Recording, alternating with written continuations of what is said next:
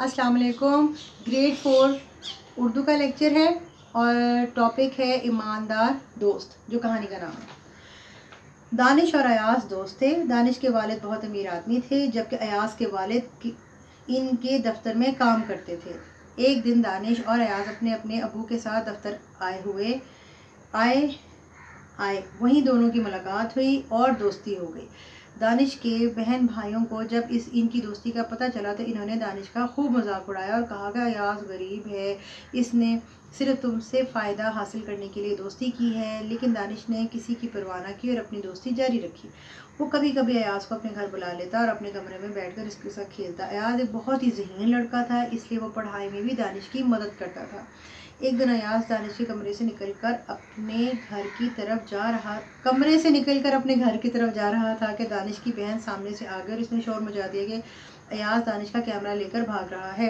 शोर सुनकर दानिश अपने कमरे से निकला और बहन को बताया कि मैंने इसे 2 दिन के लिए खुद दिया है, वो इससे कुछ तस्वीरें उतार कर लाएगा जिसकी मुझे अपने स्कूल के काम के लिए ज़रूरत है। ये बात सुनकर वो इस वक्त तो चुप हो गई, लेकिन बाद में इसने खाने की मेज़ पर सबके सामने दानिश को कहा कि देखना अयाज तुम्हें ये कैमरा कभी वापस नहीं करेगा और ना ही वो अब हमारे घर आएगा। वो हफ्ता गुजर गए, 2 हफ्ते गुजर गए, अयाज नहीं आया। अब दानिश को फिक्र होने लगी कि उसके भाई बहन उसे सताने लगे कि तुम्हारा दोस्त तो बेईमान है, वो अब तुम्हें कभी कैमरा वापस नहीं करेगा। 1 हफ्ता और गुजर गया, बहन भाई अब इसे और सताने लगे। अब तो दानिश को भी यकीन हो गया कि अयाज ने इसका कैमरा वापस नहीं करेगा। इसने अपने अब्बू से अयाज के अब्बू के बारे में पूछा तो इन्होंने बताया कि 3 हफ्तों से वो दफ्तर नहीं आ रहे हैं। अब तो इसे अपने कैमरे की और भी फिक्र होने लगी। अगले रोज़ अभी दानिश और इसकी बहन भाई स्कूल से आए ही थे कि दरवाजे की घंटी बजी। नौकर ने आकर बताया कि अयाज और इसके अब्बू हैं। दानिश ऊंचा अपने दोस्त को डांटते हुए दरवाजे की तरफ भागा और वहां पहुंचा तो देखा कि अयाज और इसके अब्बू बुरी तरह ज़ख्मी हैं। वो ठीक तरह से खड़े भी नहीं हो सकते।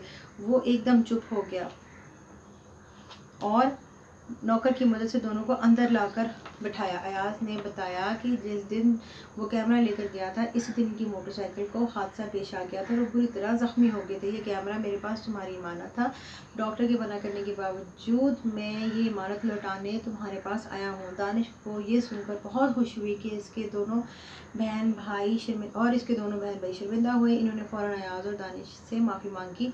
देखा, अयाज ने इमानत लौटाकर कितनी इज्जत पाई। अब मैं आपको बताती हूँ कि पाकिस्तान में ये जो हम लोग सो कॉल्ड हर स्कूल वालों ने अपना सिलेबस बनाया हुआ है, इनका एक स्मार्ट स्कूल है, उन्होंने भी अपना सिलेबस बनाया हुआ है। अब अगर आप इस कहानी में थोड़ी सी बोंगी देखें तो ये है कि अगर वो एम्प्लॉयर है और वो एम्प्लॉई है और अगर वो 3 हफ्ते से ऑफिस नहीं आ रहा है तो आजकल जो ज़माना है, फ़ी वक्त ज़माना, आप एक मैसेज ज़रूर करते हैं अपने दफ्तर को कि अगर मैं आधा घंटा भी आप लेट हैं, आप 1 घंटा भी लेट हैं, क्योंकि आजकल सबका थंब इम्प्रेशन के ऊपर सबका बायोमेट्रिक एक तरह से वो उसको कहते हैं और उसके ऊपर अटेंडेंस लगती है। तो अगर आप 1 दिन के लिए भी ऑफिस से गायब हैं, अगर आप आधे घंटे के लिए भी ऑफिस से लेट हैं, तो आप ऑफिस में इन्फॉर्म करते हैं। मेरी खुदारा रिक्वेस्ट ये है, जो लोग किताबें बनाते हैं, ख़ास तौर पे ये जो किताबें खुद छापते हैं, कि बोंगियाँ मत मारें बच्चों को। स्टूपिडिटी और इस तरह की बातें आप लोगों ने ईमानदारी सिखानी थी, तो ईमानदारी तो आप वैसे भी सिखा सकते थे, किसी और तरीके से कहानी को बता सकते थे, किसी अच्छी कहानी को कॉपी कर सकते थे। आप लोगों ने एक अजीब सी बोंगी सी मारी है। मैंने बहरहाल मजबूरन, मुझे चूँकि 4th ग्रेड के बच्चों का अपना कोर्स कवर कराना है, तो उसमें मैंने ये करा तो दिया है। तो अब मैं आपको जल्दी से थोड़े से अल्फाज मानी बता देती हूँ। मुलाकात, किसी से मिलना, फ़ायदा, नफ़ा, परवाह ना करना, तवज्जो ना देना, अमानत, हिफाजत के लिए दी गई चीज़, ज़हीन, अक्लमंद, फ़िक्र, परेशानी, डांटना, गुस्सा होना, हादसा, चोट लग जाना, शर्मिंदा, शर्म महसूस करना, अमीर, दौलतमंद।